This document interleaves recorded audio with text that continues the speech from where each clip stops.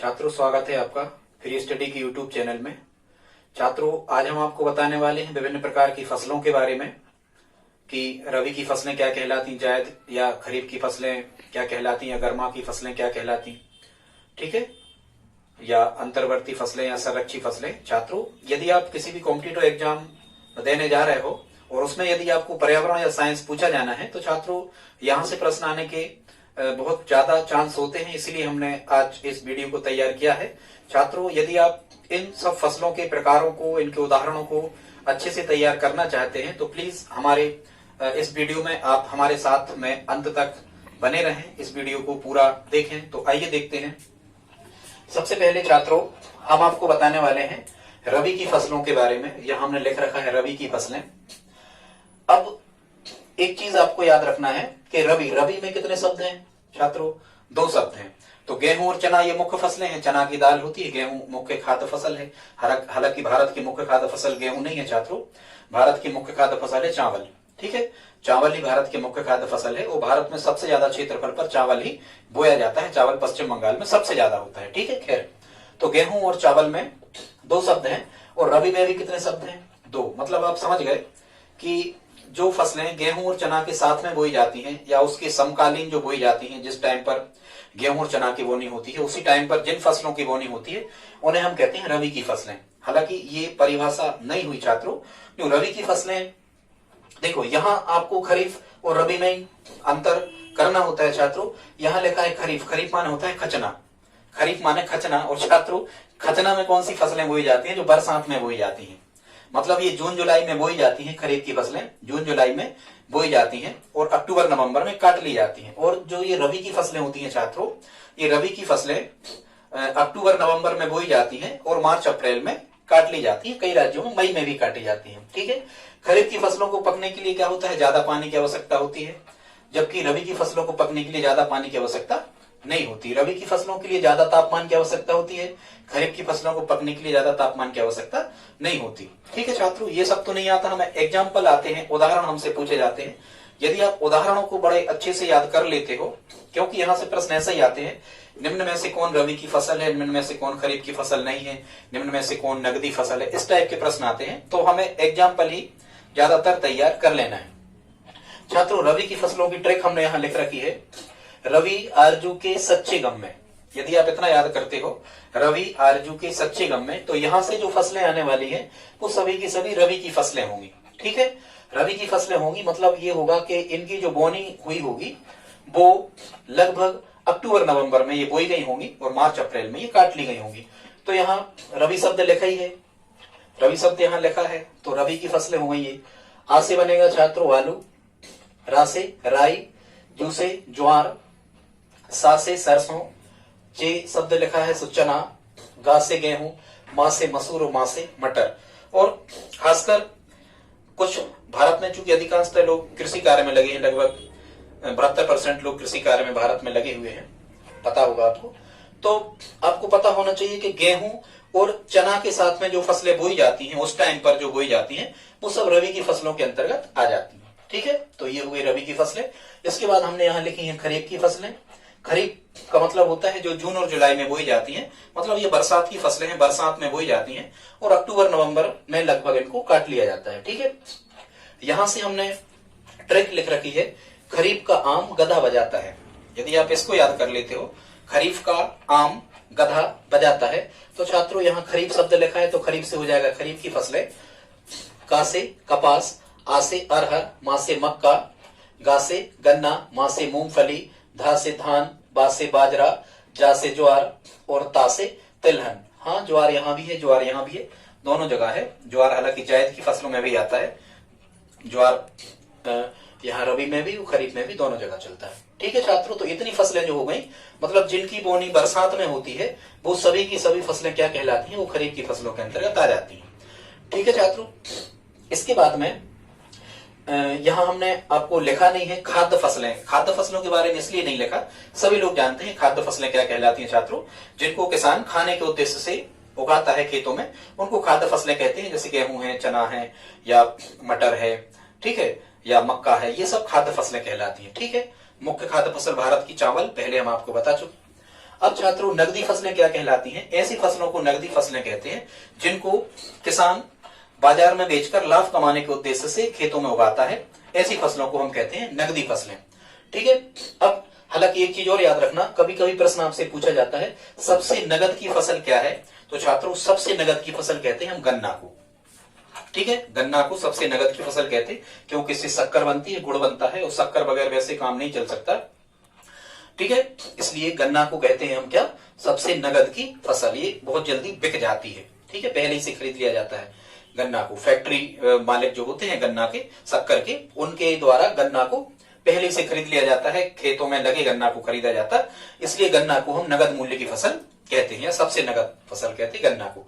ठीक है, यहां नगदी फसलों में ट्रिक आप याद रखना, आग कैसो तंबू जो, मतलब आग कैसो तंबू जो नगद में लो तो ऐसी कछु याद कर लियो, या आग कैसी लगी तंबू में जो तंबू नगद में लो तो ऐसी कोई बात आप यदि करते हो तो यहां से आ से बनेगा आलू, गा से गन्ना, कैसे कपास, सो से सोयाबीन, तंबू से तंबाकू, जौ से जूट। और भी होती है, चाय है, अफीम है, ठीक है, रेसा है। ठीक, इस प्रकार से तो ये सब हो गई छात्रों नगदी फसलें। मतलब रबी में नहीं आ रही, खरीफ में नहीं आ रही, ऐसे करके याद रखना। हालांकि होती है रबी और खरीफ में भी ये फसलें शामिल होती हैं, पर मुख्यतः ये खाद्य फसलों में नहीं आती, तो नगदी फसलों में आ गई। इसके बाद छात्रों हमने यहाँ लिखा है जड़ फसलें। कहने का मतलब ये है कि जड़ खाने योग्य भाग जिनका जड़ होता है, जिनका खाने योग्य भाग जड़ होता है। कौन कौन सी फसलें ऐसी हैं जिनकी जड़ें खाई जाती हैं या खाने योग्य भाग जिनका जड़ होता है, उसकी हमने ट्रिक लिख रखी है। वो जड़ फसलों की ट्रिक क्या है? साग, चूमो, जी। यहाँ छात्रों जी से बन जाएगा जड़, साग माने सब्जी होता है, साग, चूमो, जी, जी से बन जाएगा जड़। ये जड़ फसलें हैं। तो सा से सलजम, गा से गाजर, चुकंदर और मूली। सलजम, गाजर, चुकंदर और मूली छात्रों ये फसलें जो यहाँ लिखी हैं ये क्या कहलाती है? ये जड़ फसलें हैं। ठीक है, इनकी जड़ खाई जाती है। इसके बाद में मतलब ये जड़ों का रूपांतरण है, हम ऐसा भी कह सकते हैं। इसके बाद में हमने तना फसलें बताने का प्रयास किया है, मतलब खाने योग्य भाग जिनका तना होता है, तना खाया जाता है जिनका, ठीक है, या तने का रूपांतरण होता है। उसमें ट्रिक आपको याद रखना है, हद कर दी आपने, हद कर दी आपने। ठीक है, सीधे तने हो मतलब हद कर दी आपने, आप झुक नहीं रहे, इस टाइप से। हद से हल्दी, कर से केसर, आ से अदरक और आ से आलू। छात्रों ये चार जो फसलें हैं, हल्दी, केसर, अदरक और आलू, ये सब तना, इनमें खाने योग्य भाग होता है, ये तनों का रूपांतरण है। ऐसा प्रश्न आता है कि निम्न में कौन सी फसलें ऐसी हैं जिनमें तना खाया जाता है या तना खाने योग्य भाग है, इस टाइप से ऐसे प्रश्न आते हैं। या जिनमें जो फसलें हैं ये तने का रूपांतरण कौन सी फसलें हैं, तो ये चार हमने यहाँ लिख रखी हैं। इसके बाद में छात्रों आपसे पूछा जाता है झाड़ियां। कुछ पौधे होते हैं वो झाड़ियों से हल्के होते हैं, वृक्ष होते हैं या पेड़ जिनको हम कहते हैं वो झाड़ियों से बड़े आकार के होते हैं। तो आकार पर इनको बांटा गया है। हमने यहाँ झाड़ियों की ट्रिक बना रखी है। वो ट्रिक क्या बना रखी है आप देखें, हमने यहाँ लिखा है चमेली, गुलाब, मेहंदी, अनार, गुड़हल, धतूरा, कनेर, मदार। आप दोहा टाइप का याद कर लेना, चमेली, गुलाब, मेहंदी, अनार, गुड़हल, धतूरा, कनेर, मदार। मतलब चमेली, गुलाब, मेहंदी, अनार, गुड़हल, धतूरा, कनेर और मदार, ये सभी झाड़ी के अवतार। ये जो पौधे होते हैं ये झाड़ी कहलाती है। मतलब पौधों से ये बड़े आकार के होते हैं और वृक्षों से छोटे होते हैं। छात्रों यहाँ से प्रश्न आते हैं और जो प्रश्न आते हैं उन्हीं को हमने यहाँ पर लिखा है। ठीक है, इनमें कौन झाड़ी का रूप नहीं है या निम्न में कौन झाड़ी का रूप है, इस टाइप से ऐसे प्रश्न यहाँ से पूछे जाते हैं। इसके बाद छात्रों हमने यहाँ जायद की फसलें लिखा है। अपन कहते हैं ना ज्यादा ही गर्मी पड़ रही, ऐसे याद रखना, जायद की फसलें मतलब ज्यादा ही गर्मी पड़ रही। हालांकि छात्रों ये जायद की फसलें जो होती हैं ये मुख्यतः गर्मियों में बोई जाती हैं। लगभग फरवरी और मार्च में, फरवरी या मार्च में इनको बोया जाता है, फरवरी मार्च के बीच में इनको बोया जाता है जायद की फसलों को। हालांकि जायद की फसलों को भी दो भागों में बांटा गया है, जायद खरीफ की होती है, जायद रबी की होती है, पर हमें उतना नहीं करना है एग्जाम की दृष्टि से।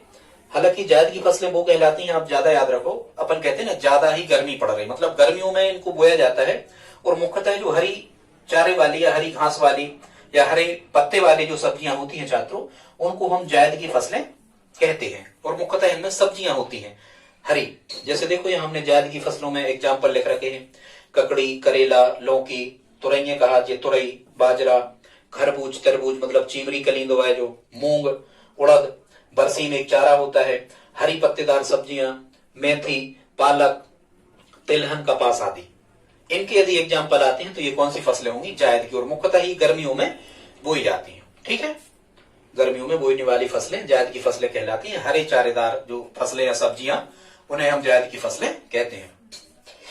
इसके बाद में छात्रों, कभी कभी प्रश्न आता है कि निम्न में कौन मोटा अनाज नहीं है। तो मोटे अनाज को समझ जाओ। मोटा अनाज क्या कहलाता है? बाजरा, मतलब कुछ बड़े बड़े दाने होते हैं, उनके बड़े बड़े दाने होते हैं, साधारण फसलों से बड़े दाने जिनके होते हैं उनको मोटे अनाज कहते हैं। बड़ा दाना जिनका होता है, जैसे यहाँ बाजरा, बाजरा शब्द में खुद ही बाजरा, जा से ज्वार और रा से रागी, ठीक है। बाजरा, ज्वार, रागी, बाजरा ही शब्द में छुपा है, यदि आप बाजरा को याद कर लेते हो, ठीक है। वैसे ही आपको पता होगा बाज, पक्षियों में सबसे मोटा होता है बाज, ऐसे आप याद रख सकते हो, ठीक है। और बाज जो होता है वो बार भी बड़े खतरनाक करता है, जिस पर झपट्टा लगा लिया उठा ले जाता। तो बाजरा, ज्वार, रागी और मक्का और कोदो, मक्का और कोदो ये मोटे अनाज में आते हैं छात्रों। ज्वार, बाजरा, रागी, मक्का और कोदो ये मोटे अनाज में आते हैं छात्रों। इसके बाद हमने आपको बताया है दलहन फसलें। छात्रों, दलहन फसलें क्या कहलाती हैं? जिनका उपयोग हम दालों के रूप में करते हैं वो दलहन फसलें कहलाती हैं। तो जनरली सभी जानते हैं, चना की दाल बनती, मूंग, मटर, मसूर, अरहर, सोयाबीन, उड़द, इन सब की दाल बनती है छात्रों, इसलिए इनको दलहनी फसलें कहते हैं, ठीक है। इसके बाद हम आ गए तिलहन फसलें क्या कहलाती? तिलहन, जिनसे तेल प्राप्त होता है, ऐसी फसलों को हम तिलहन फसलें कहते हैं। कौन कौन सी? सरसों से तेल प्राप्त होता है, राई से तेल प्राप्त होता है, सोयाबीन, कुसुम, मूंगफली, सूरजमुखी, बायोडीजल या रतन जोत का जो पौधा होता है, बायोडीजल या रतन ज्योति एक ही कहलाता है। तो छात्रों, इनसे तेल प्राप्त होता है। अरंडी भी लिख सकते हैं हम यहाँ, ठीक है। तो ये क्या कहलाते हैं छात्रों? ये कहलाते हैं तिलहन फसलें। इसके बाद में हमने आपको बताने का प्रयास किया है रेशेदार फसलें, जिनसे मतलब कपड़ा बनता है, रेशे निकलते हैं, धागा जिनका बनाया जा सकता है। ऐसी फसलें कौन कौन सी हैं? एक तो कपास है, जूट है, सनई है और पटसन है। ये कपास, जूट, सनई और पटसन ये रेशेदार फसलें कहलाती हैं, ठीक है। इनसे कपड़ा बनता है। इसके बाद में छात्रों हमने शर्करा फसलें लिखी हैं, जो मीठी होती हैं खाने में, जिनकी शक्कर बनती है। तो इसमें चुकंदर और गन्ना आ जाते हैं, ठीक है। चुकंदर और गन्ना आ जाते हैं, शर्करा फसलें जो मीठी होती हैं, शर्करा जिनसे बनाई जा सकती है। इसके बाद में छात्रों हमने यहाँ लिखा है कीट आकर्षक फसलें। कीट आकर्षक फसलें क्या कहलाती हैं? कि मुख्य फसल के चारों ओर कुछ सहायक फसल को बो दिया जाता है, ध्यान मुख्य फसल पर दिया जाता है, ताकि जो कीट वगैरह होते हैं ये मुख्य फसल को नुकसान ना पहुंचाएं। वो कीट सुगंध वगैरह से उड़ करके और सहायक फसल, आजू बाजू जो फसल बोई गई है मुख्य फसल की रक्षा के लिए, वो कीट उड़ करके उस सहायक फसल पर जाकर बैठ जाते हैं या सहायक फसल को नुकसान पहुंचाते हैं। तो जो हमारी मुख्य फसल होती है वो बची रहती है। कैसे? जैसे कपास के चारों ओर भिंडी लगा दी जाती है छात्रों। कपास के चारों ओर भिंडी लगाने से क्या होता है कि जो कीट होते हैं, जो कपास को नुकसान पहुंचाने वाले होते हैं, वो भिंडी को नुकसान पहुंचाते हैं, भिंडी पर जाकर के बैठते हैं, उड़ करके भिंडी पर बैठ जाते हैं। तो हमारी जो कपास की मुख्य फसल होती है वो सुरक्षित बची रहती है छात्रों। ऐसी फसलों को हम क्या कहते हैं? कीट आकर्षक फसलें। आप समझ पा रहे होंगे। इसके बाद में हमने यहाँ लिखा है छात्रों रोपण फसलें। रोपण फसलें कैसी फसलों को कहते हैं? मुख्यतः एक तो इसकी दो परिभाषाएं हैं। एक तो रोपण फसलें ऐसी फसलें कहलाती हैं जिनके पौधे रोपित किए जा सकते हैं, मतलब उनका बीज बनाया, बीज से आपने पौधा उगाया और पौधे को ही उठा करके वो दूसरी जगह पर आपने लगा दिया। ऐसी फसलों को हम रोपण फसलें कहते हैं। दूसरी एक रोपण फसलों की परिभाषा और होती है छात्रों। दूसरी रोपण फसलों की परिभाषा ऐसी है कि ऐसी फसलों को रोपण फसलें कहते हैं जिनको एक बार यदि रोपित कर दिया जाए, मतलब यदि एक बार जमीन में उनको लगा दिया जाए तो बहुत वर्षों तक ये फसल या फल देती रहती है। ऐसी फसलों को भी हम रोपण फसलें कहते हैं। एक बार लगाओ और कई वर्षों तक उनसे फल आपको प्राप्त होते रहते हैं। जैसे हमने यहाँ उदाहरण लिखे हैं, ये सब रोपण फसलें हैं, आम, अमरूद, अनार, पपीता, केला आदि, ठीक है। एक बार लगाने के बाद कई वर्षों तक जिनसे फल मिलते रहे या फसल मिलती रहे, उनको रोपण फसलें कहते हैं, ठीक है। इसके बाद में छात्रों हमने अंतर्वर्ती फसलें बताने का प्रयास किया है। अभी अंतर्वर्ती फसलें क्या कहलाती है? यहाँ लिखा है अंतर्वर्त रहे, मतलब अंतर्वर्ती। कई बार क्या होता है कि जो रबी की और खरीफ की फसलें होती हैं, इन रबी और खरीफ की फसलों के बीच में, जहां जिनके पास में पानी पर्याप्त होता है, सिंचाई की सुविधाएं होती हैं, ऐसे किसान मुख्य फसलें मतलब रबी और खरीफ की फसलों के बीच में एक अन्य फसल को बो देते हैं, मतलब एक वर्ष में वो 3 फसलें ले लेते हैं। तो ऐसी फसलों को हम कहते हैं अंतर्वर्ती फसलें, मतलब मुख्य फसलों के बीच में ही कुछ फसलों को बो दिया जाए, मतलब वो रबी की भी ले लेंगे फसल, खरीफ की भी ले लेंगे और अंतर्वर्ती फसल भी ले लेंगे। तो अपन ने देखा अपने यहाँ चारों ओर क्या होता है, जैसे गर्मियों के समय में जिनके यहाँ सिंचाई के साधन है, वे उड़द और मूंग बो देते गर्मियों में, ठीक है, तो गर्मियों की फसल अलग ले लेते, वो 2.5-3 माह में उड़द और मूंग आ जाती, बाद में सोयाबीन या चावल या मूंगफली वो फिर लगा देते। ऐसी फसलों को हम क्या कहते हैं, अंतर्वर्ती फसलें। आप समझ पा रहे होंगे। इसके बाद में छात्रों हमने यहाँ लिखा है सूचक फसलें। सूचक फसलें ऐसी फसलों को कहते हैं जिनमें किसी प्रकार की पोषक तत्व की यदि फसलों में कमी हो जाती है तो ये सूचित कर देती हैं, ये बताने लगती हैं, या तो पत्तियां पीली पड़ने लगती हैं, या फूल झड़ने लगते हैं इनके, या इनके पौधों का विकास नहीं हो पाता है, ठीक है, या पत्तियां मुरझाने लगती हैं, इस प्रकार से। तो ऐसी फसलों को हम क्या कहते हैं, सूचक फसलें कहते हैं। और सूचक फसलों में मुख्यतः आ जाता है मक्का और फूल गोभी, ये सूचक फसलें हैं। इनमें यदि नुकसान होता है तो हम समझ जाते कहां फास्फोरस की कमी है, कहां इस टाइप से, ठीक है। इसके बाद में छात्रों यहां लिखा है भूमि संरक्षित फसलें। भूमि संरक्षित फसलें ऐसी फसलों को कहते हैं जिनको बो देने पर या जिनको लगा देने पर भूमि का कटाव या मिट्टी का कटाव रोका जा सकता है, जो भूमि का संरक्षण करती हैं, भूमि में पोषक तत्वों को बहुत समय तक बनाए रखती हैं। ऐसी फसलों को हम क्या कहते हैं, भूमि संरक्षित फसलें कहते हैं। और खासकर जो बॉल जैसे फैलते हैं, यही वो फसलें कहलाती हैं भूमि संरक्षित फसलें। यदि इन एग्जाम्पल के अलावा आपको ऐसी कोई फसलें आपको आ जाए, जैसे सेम है या खरबूज है या तरबूज है, जो फैलते हैं, जिनके बौलारे होते हैं, ऐसी फसलों को भूमि संरक्षित फसलें कहते हैं। जैसे मूंग, उड़द, मूंगफली, बरसीम चारा होता है, खरबूज और तरबूज, चिमरी और कलिंदा, ठीक है छात्रों। ऐसी फसलों को हम भूमि संरक्षित फसलें कहते हैं। इसके बाद आपसे पूछा जाता है मिलवा फसलें या मिश्रित फसलें। छात्रों, एक मुख्य फसल के साथ में जब अन्य सहायक फसलों को एक साथ बो दिया जाता है, एक ही खेत में एक ही जगह, ऐसी फसलों को हम मिश्रित फसल या मिलवा फसल कहते हैं। इसको बोने से फायदा क्या होता है, इसको बोने से फायदा ये होता है कि यदि आपकी एक फसल खराब हो जा रही है, एक फसल को पर्याप्त पोषक तत्व तो नहीं मिल पा रहा है, तो दूसरी फसल आपकी बन जाती है, ठीक है। हालांकि मिश्रित फसलें बोने में कई समस्याएं भी हैं, आगे हम आपको बताएंगे। या इसका एक लाभ यह है कि एक फसल को एक पोषक तत्व की जरूरत है और दूसरे फसल को दूसरे पोषक तत्व की जरूरत है, तो जो भी जमीन में पोषक तत्व होता है वो एक फसल को मिल जाता है, तो एक फसल आपकी अच्छी हो जाती है, एक भले खराब हो जाए। ऐसी फसलों को हम मिश्रित या मिलवा फसलें कहते हैं। छात्रों, यहां से प्रश्न कैसे आते हैं, हमने एग्जाम्पल लिखे हैं, यहीं से प्रश्न आते हैं। कहेंगे कि गेहूं के साथ में क्या मिलाकर बोया जाता है, या कहेंगे कि गेहूं की मिश्रित फसल क्या है, या गेहूं की मिलवा फसल क्या है, या चना की मिलवा फसल क्या है। तो हमने इनके पेयर यहाँ पर लिख रखे हैं, आप अच्छे से इनको याद कर लें। मिश्रित फसलों का प्रश्न यहीं से बनता है। देखो कैसे छात्रों, गेहूं और जौ का पेयर रहता है, गेहूं के साथ में ज्वार बोई जाती है। फिर चना और अलसी का पेयर रहता है, चना आप बोते हो उस समय आप अलसी भी बो सकते हो, ठीक है। चना के साथ में अलसी भी आप बो सकते हो, और ये जो अलसी है वहां हम नहीं लिख पाए थे, वो रबी की फसल में आती है, ठीक है। फिर चना के साथ आप गेहूं बो सकते हो, देखा होगा आपने, चना का पेयर गेहूं के साथ बनता है, चना और गेहूं एक साथ बोए जाते हैं। आपने देखा होगा बरसात में अरहर के साथ सोयाबीन बो देते हैं, राहर के साथ सोयाबीन, राहर यदि बिगड़ गई तो सोयाबीन आ जाएगा, सोयाबीन बिगड़ गया तो अरहर आ जाएगी। इसी प्रकार से बरसीम के साथ में राई बो देते हैं, बरसीम चारा जो होता है उसके साथ में राई बो देते हैं। छात्रों, एक और नहीं लिख पाए, गेहूं के साथ में अलसी भी बो दी जाती है, कहीं कहीं गेहूं के साथ अलसी बोई जाती है। तो ये पेयर है, एग्जाम में यहीं से प्रश्न बनते हैं, देखा है हमने, कई एग्जाम में देखा है यहीं से प्रश्न बनते हैं, वो पेयर हमने सब आपको बता दिए। छात्रों, इसके बाद हम फसलों पर एक वीडियो और लाएंगे, जिसमें हम फसलों की वैरायटी, फसलों की किस्में बताएंगे कि मक्का की किस्में क्या होती हैं, ठीक है। किस्में मतलब यही कि गंगा 1, गंगा 2 काय की किस्में हैं, ठीक है। अनुपमा, रत्ना, जगन्नाथ, कावेरी, हंसा, ये काय की किस्में हैं, ठीक है। इस टाइप से हम मुख्यतः आपको गेहूं की है या धान की है या मक्का की है या सोयाबीन की किस्मों के बारे में बताएंगे अगली वीडियो में। यहां से भी प्रश्न आते हैं। छात्रों, यदि आपको आज का वीडियो अच्छा लगा हो तो please like, share, subscribe, comment करें। धन्यवाद।